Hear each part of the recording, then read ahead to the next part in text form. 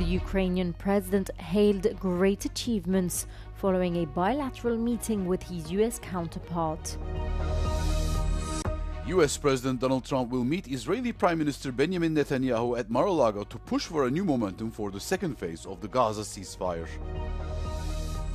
The first of 3 phases of voting has finished in Myanmar in an election widely dismissed as a sham, which comes nearly 5 years after the military seized power.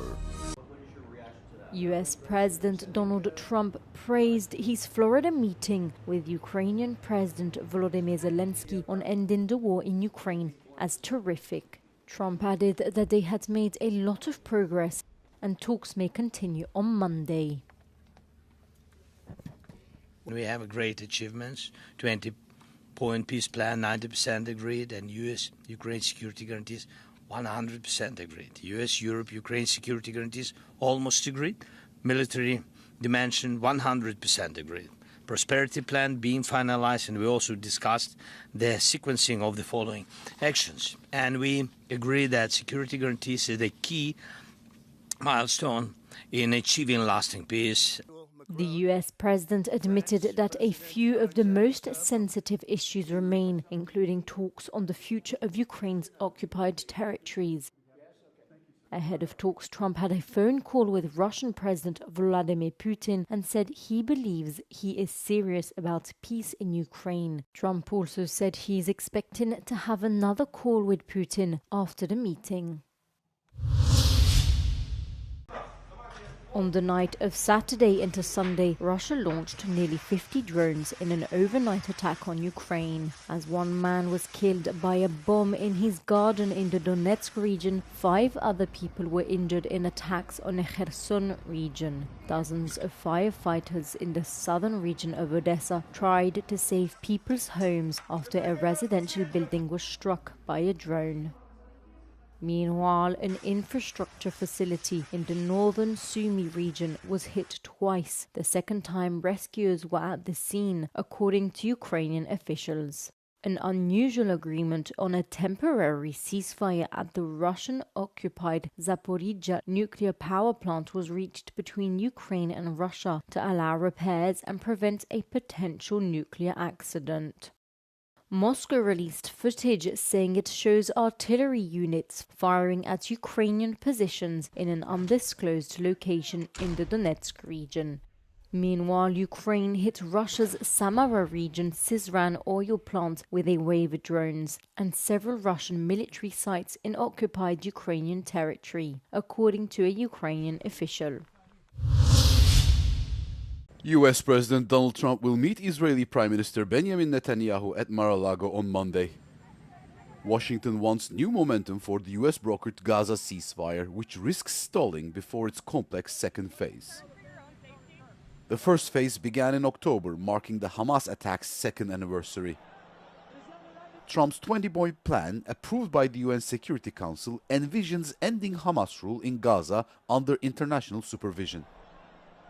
Netanyahu faces accusations of not pushing the process quickly enough amid divisions with the US and Arab countries. Iran could also feature, with Trump claiming US strikes obliterated Tehran's nuclear sites, while Netanyahu calls for more action.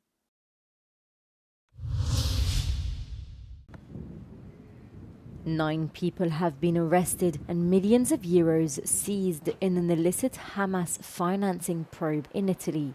According to investigators, around 7 million euros were raised for Hamas over more than 2 years, while assets worth 8 million euros were also seized.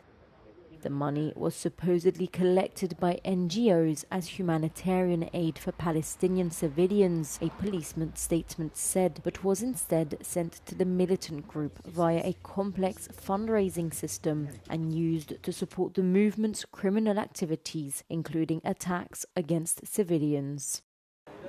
One of the suspects arrested is Mohammed Hannoun, president of the Palestinian Association in Italy, according to Interior Minister Matteo Piantedosi. The investigation began after the 7th of October 2023 Hamas attack and benefited from cooperation with the authorities of the Netherlands and Israel, allowing authorities to monitor financial flows and intercept communications. The first of 3 phases of voting has finished in Myanmar in an election that comes nearly 5 years after the military seized power in a coup. Polling began on Sunday with reports of explosions and airstrikes across multiple regions in the country. Final results will not be known until after 2 more rounds of voting are completed in January. But the ballot is widely being dismissed as a sham, with major political parties dissolved, leaders jailed, and as much as half the country not expected to vote due to an ongoing civil war. Observers say the junta, with China's support, is seeking to legitimize its power as it seeks a way out of the devastating stalemate in the country. The ensuing civil war has left more than 3.6 million people displaced, according to the United Nations.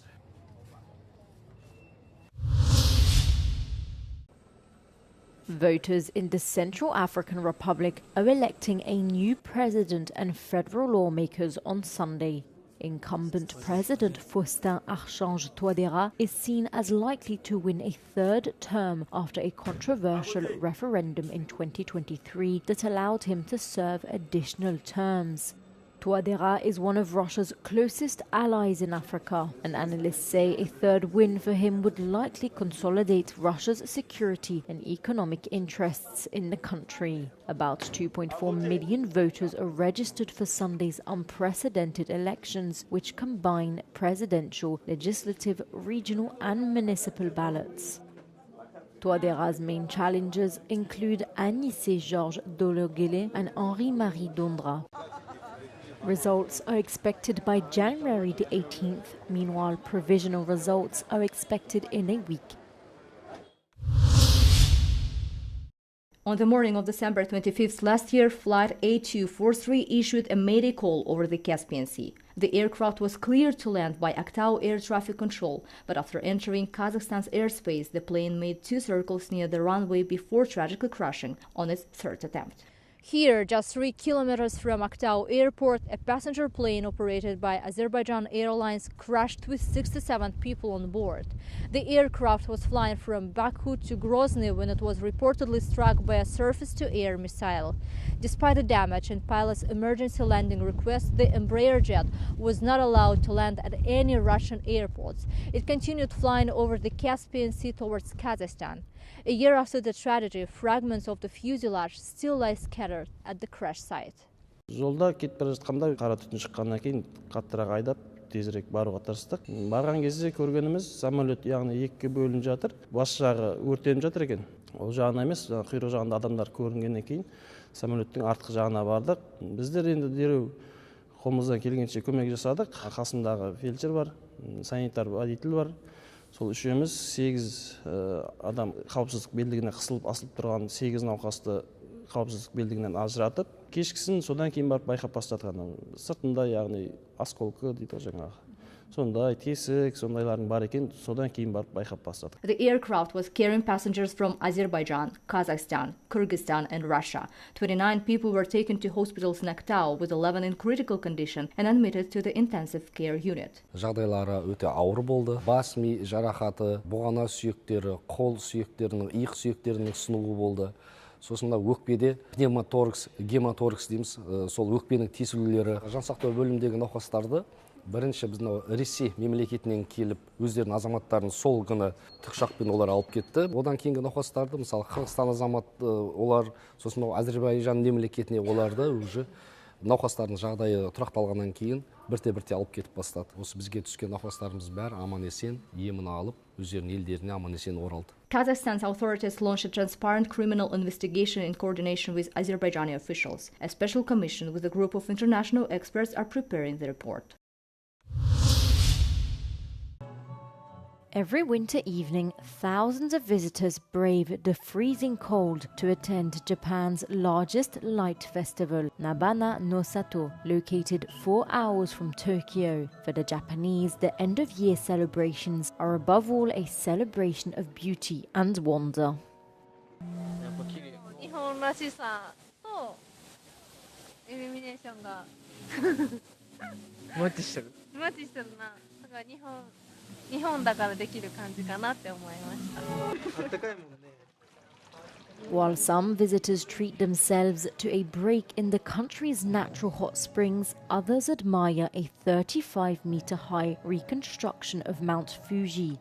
It took 3 months of work and 20 technicians to transform the botanical garden and install millions of tiny light bulbs.